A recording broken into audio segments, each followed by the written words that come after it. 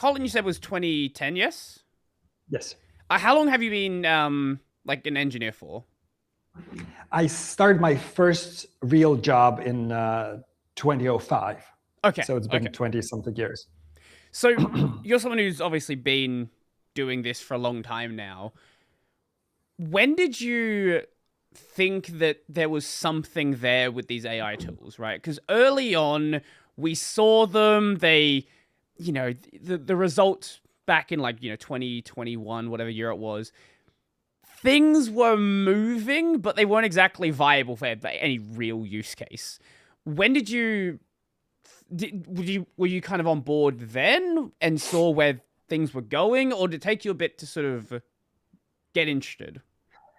Okay, so let me remember. So 2022 was the year of like the GPT moment, right?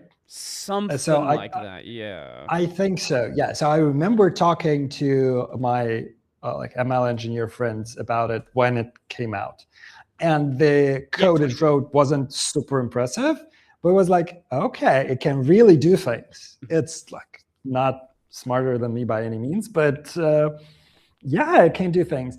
And I remember then I was super skeptical about all those conversations of like models will code on their own, like you won't need to supervise them. And interestingly, I'm almost equally skeptical nowadays. My arguments are slightly different because then I thought that the human language was not precise enough and like you will get lost in little inconsistencies and misinterpretations and all that.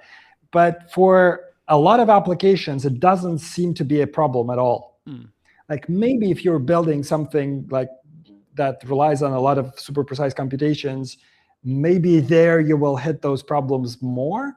But for normal applications, what we usually build for a lot of industries, like in very different kinds of things, small systems, big systems, from video games to like high load data processing pipelines, those things, natural language seems to be good enough. So you're talking more about still, like the highly complex scientific modeling software, things like that, where being very particular about what it is doing is incredibly important to its function. I suspect, yeah. So you will need to be super careful expressing your like what kind of formula you actually want to be calculated in what way. And there, maybe a programming language is just more efficient at expressing that altogether. And it will also give you like more static checking, so you make fewer mistakes and you find them quicker and so on and so forth. So if you need a huge level of control over tiny details, right, a programming language is just more efficient than human language, and we've known this for a long time, actually. Right. You're launching rockets, for example. You probably want good control over that. Yeah, so I think in launching rockets and in generally in writing, incidentally, we also use control systems as a class of systems. So in control systems, you want a lot of control. Right. Yeah, there's also like there's some work on writing control systems in something that looks like natural language but isn't, and that's a separate question. But basically, when we talk about most applications we write, like 95% of all the code in those applications don't require this level of control. Right. Some control is needed. Like we need to be sure that it's actually doing what it did before, and like we need to test a lot, and we need to actually spell out what we want. But we don't need like super fine-grained control. We don't need to go down to the programming language or down to the metal for most things. And yeah, so I guess my concerns changed.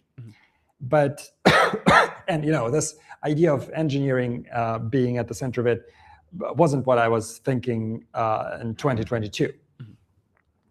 But then, I just talked to a bunch of people, and we were like, I was hashing out my arguments, and there were incredible amount of super optimistic people who were thinking about like fast takeoff next year and things like that. And then, when we saw tool calling. Initially, I think it was 23. I don't remember exactly. I was like, oh, cool. This will be able to do things like search the internet for me and do other things tomorrow. And then it didn't come for another year or maybe longer. And I was like super bummed about that.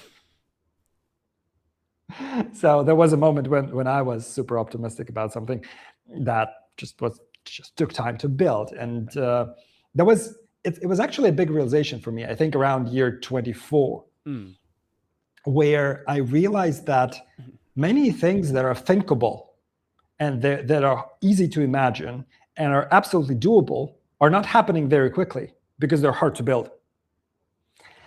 And there were like blog posts on the internet about like this and that thing happening, like agents were a concept long before they were practically implemented like in a usable way. And I was like, oh, right. So if I can imagine it like sitting in my chair in a minute, it doesn't mean it will be implemented in a minute.